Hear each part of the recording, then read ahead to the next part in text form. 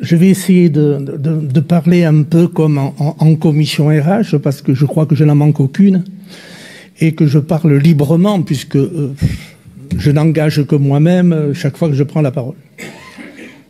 Moi, je pense que c'est une opération, je ne parle plus du contexte, là, mais c'est salutaire, car ça va nous obliger, cette situation, à réorganiser totalement le fonctionnement du département au niveau de la masse salariale, avec comme objectif, c'est ce que nous sommes dit en commission, de préserver tous les acquis, y compris les primes, etc., etc., etc., etc.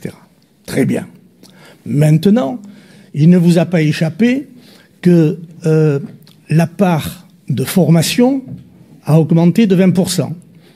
Alors, ce n'est pas un hasard.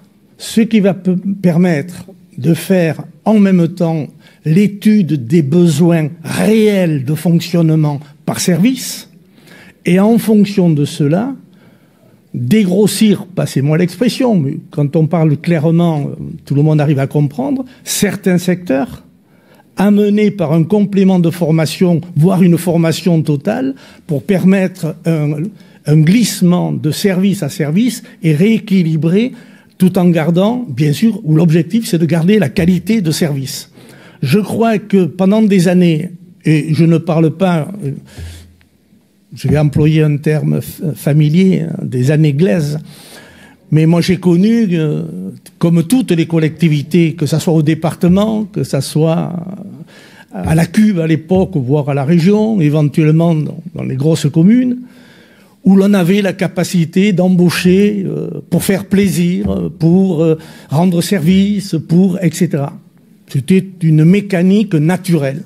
Il se trouve que le contexte général financier ne permet plus, je ne vais pas employer le terme de ces fantaisies, mais de ces largesses. Eh bien, nous sommes amenés aujourd'hui, je vais presque dire grâce à la crise que nous avons à subir, de redéfinir véritablement le fonctionnement du département et de venir véritablement coller aux besoins réels du fonctionnement dans la qualité de ce département. C'est ce que je dis en commission devant les syndicats, ils ne m'ont jamais giflé à la sortie.